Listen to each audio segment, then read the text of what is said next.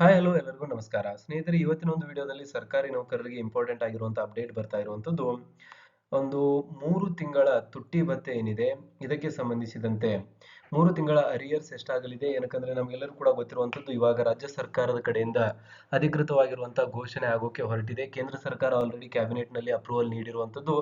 ರಾಜ್ಯ ಸರ್ಕಾರವು ಕೂಡ 3% ತುಟ್ಟಿ ಭತ್ಯೆ ಹೆಚ್ಚಳ ಮಾಡೋದಕ್ಕೆ ಸಂಪೂರ್ಣವಾಗಿರುವಂತಹ ಸಿದ್ಧತೆಯನ್ನ ನಡೆಸಿದ್ದು, ಇನ್ನೇನು ಅಧಿಕೃತವಾಗಿರುವಂತಹ ಆದೇಶ ಬರಲಿದೆ. ಸೊ ಅಂತ ಒಂದು ಟೈಮಲ್ಲಿ ಇದು ಜನವರಿ 1, 2026ರಿಂದಲೇ ಪೂರ್ವಾನ್ವಯವಾಗುವುದರಿಂದ ಜನವರಿ, ಫೆಬ್ರವರಿ ಮತ್ತು ಮಾರ್ಚ್ ಈ ಒಂದು 3 ತಿಂಗಳ ಅರಿಯರ್ಸ್ ಏನಿದೆ ಸರ್ಕಾರಿ ನೌಕರರ ಖಾತೆಗೆ ಡೈರೆಕ್ಟ್ ಆಗಿ ಜಮೆ ಆಗಲಿದೆ ಅಂತ ಹೇಳಲಾಗ್ತಾ ಇದೆ. ಸೊ ಹಾಗಾದ್ರೆ ಈ ಒಂದು ಅರಿಯರ್ಸ್ ಎಷ್ಟಾಗಲಿದೆ, ಇದರಿಂದಾಗಿ ಯಾವ ರೀತಿಯಾದಂತಹ ಒಂದು ಬೆನಿಫಿಟ್ ಸರ್ಕಾರಿ ನೌಕರರಿಗೆ ಸಿಗಲಿದೆ, ಈ ಎಲ್ಲ ಒಂದು ವಿಷಯಗಳಿಗೆ ಸಂಬಂಧಿಸಿದಂತೆ ಇವತ್ತಿನ ಒಂದು ವಿಡಿಯೋದಲ್ಲಿ ಸಂಪೂರ್ಣವಾಗಿರುವಂತಹ ಒಂದು ಡಿಸ್ಕಷನ್ ಚರ್ಚೆಯನ್ನ ನಾವು ಮಾಡೋಣ.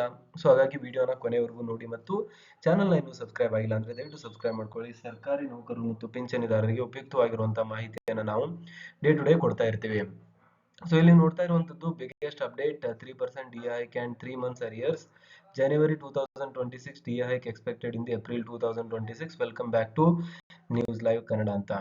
So why was the hike delayed? ಮೊಟ್ಟ ಮೊದಲನೇದಾಗಿ ಯಾಕೆ ಇದರಲ್ಲಿ ಡಿಲೇ ಆಗಿದೆ ಅಂತ ನಾವು ನೋಡೋದಾದ್ರೆ, usually announced in the March but delay due to April this year.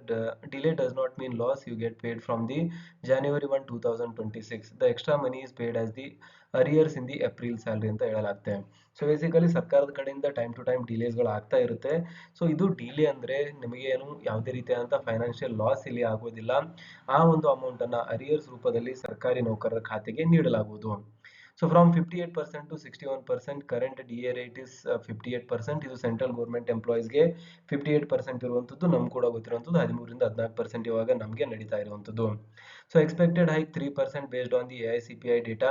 So AICPI index ನ ಡೇಟಾ ನೋಡಿದ್ರೆ 3% ಇಲ್ಲಿ ತುಟ್ಟಿ ಭತ್ಯೆಯಲ್ಲಿ ಹೆಚ್ಚಳ ಆಗ್ತಾ ಇದೆ. ಸೊ ಸೆಂಟ್ರಲ್ ಗೌರ್ಮೆಂಟ್ ಎಂಪ್ಲಾಯೀಸ್ಗೆ 61% ಆಗುತ್ತೆ, ಸ್ಟೇಟ್ ಗೌರ್ಮೆಂಟ್ಗೆ 13 ಪ್ಲಸ್ ಇಲ್ಲಿ ಇನ್ನೊಂದು ಸ್ವಲ್ಪ ಜಾಸ್ತಿ ಆಗ್ತಾ ಇರುವಂತದ್ದು. ಸೊ